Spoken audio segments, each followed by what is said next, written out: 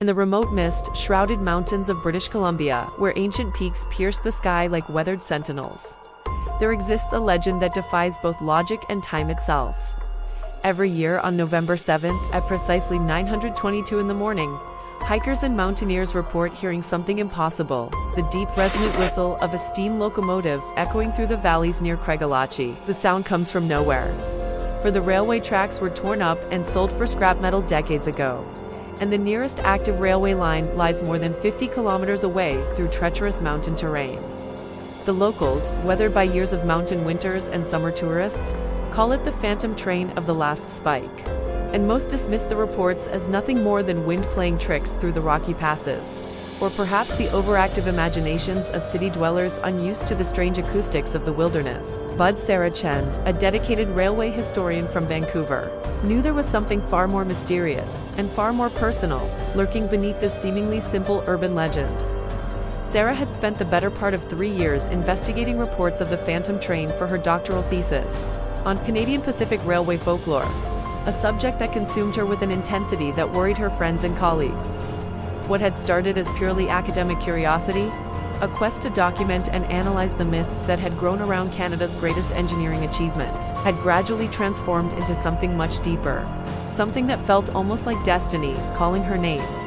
The transformation from scholar to obsessed investigator began on a cold October morning when Sarah made a discovery that would change everything she thought she knew about her own family history. Deep in the climate-controlled archives of the British Columbia Provincial Archives, surrounded by the musty scent of old paper and the whisper of turning pages, Sarah uncovered something that should have been impossible: a passenger manifest from November 7, 1885, the very day the famous last spike was driven at Craigellachie to complete the transcontinental railway.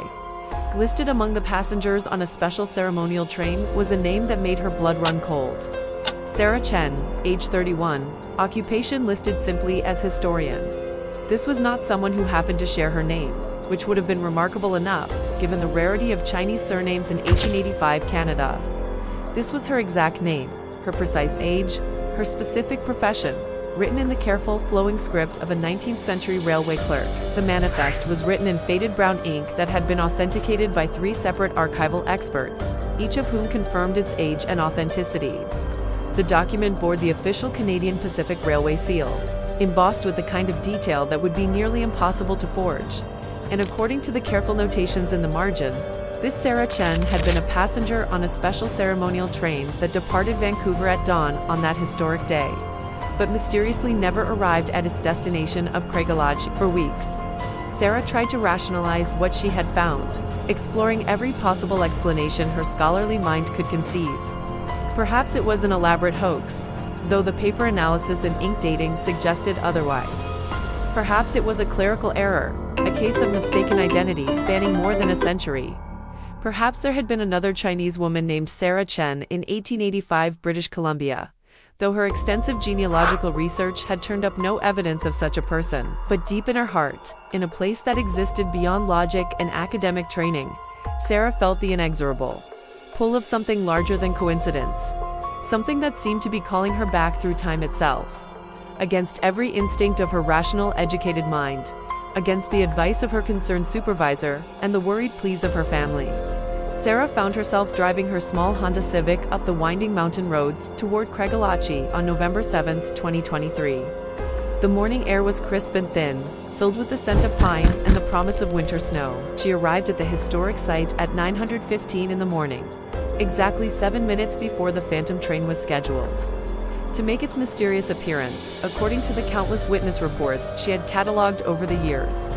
The landscape around Craigellachie was breathtaking in its rugged beauty, a testament to the incredible challenges faced by the thousands of workers who had carved a railway through this seemingly impenetrable wilderness. Mountains rose on all sides like sleeping giants, their peaks crowned with snow even in early November, while thick morning mist clung to the valleys like ghostly fingers. An unnatural silence had fallen over the ancient forest, as if the very wildlife was holding its breath in anticipation of something extraordinary.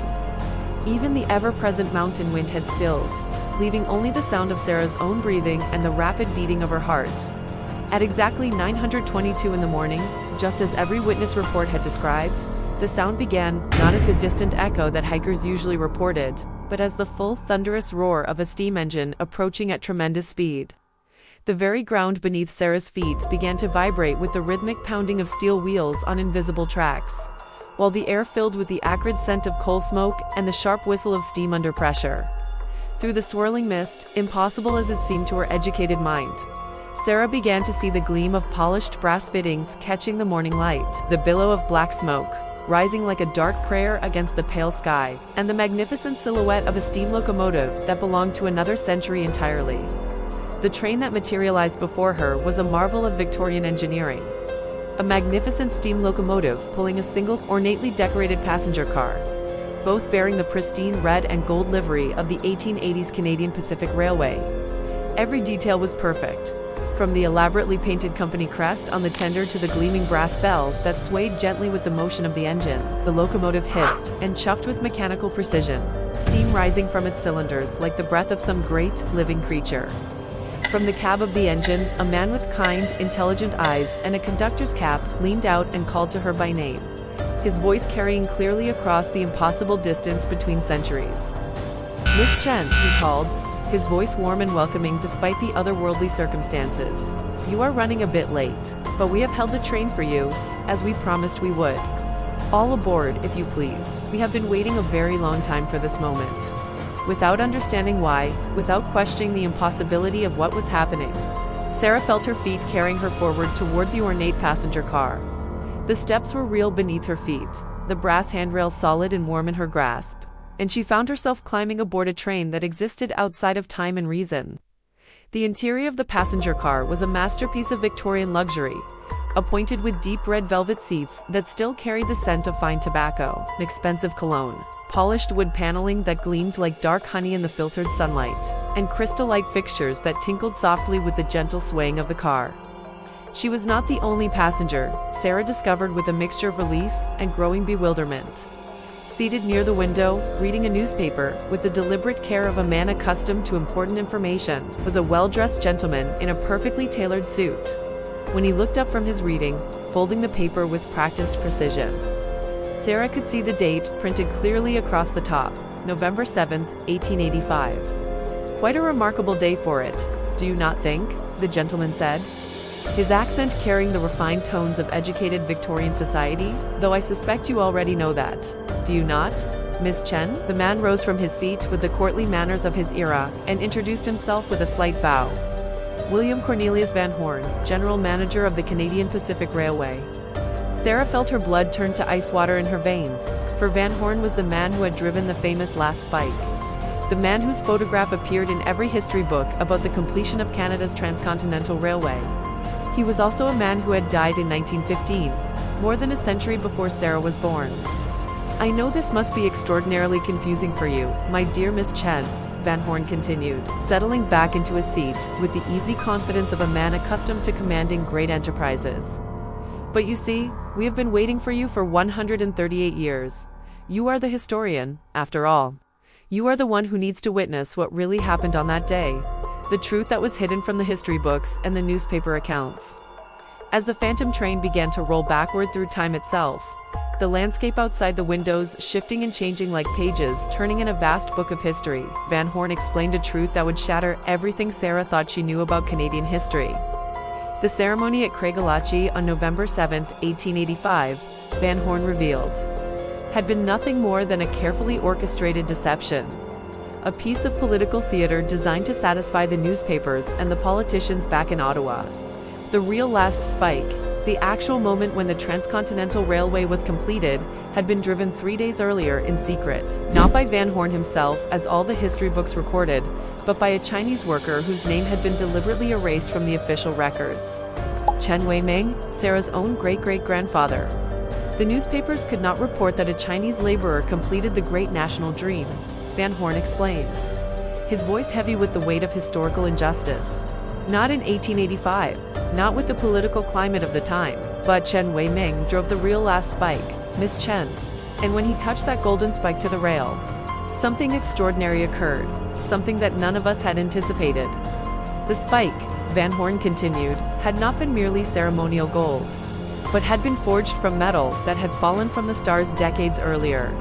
creating a temporal anchor point that would call Sarah's descendant back through time to witness the truth and set the historical record straight. When the phantom train finally arrived at the real completion ceremony, Sarah watched in amazement as her great-great-grandfather, surrounded by dozens of Chinese workers whose names and faces had been erased from history, drove home the actual last spike that completed the Canadian Pacific Railway.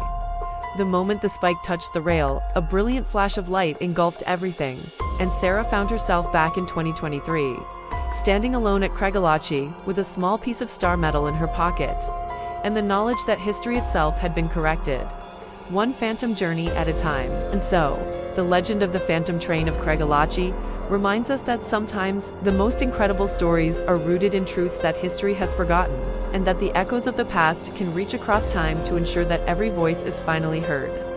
Whether you believe in time travel or not, the next time you find yourself in the remote mountains of British Columbia on a misty November morning, listen carefully to the wind through the peaks, for you might just hear the whistle of a train that carries more than passengers. It carries justice through time itself.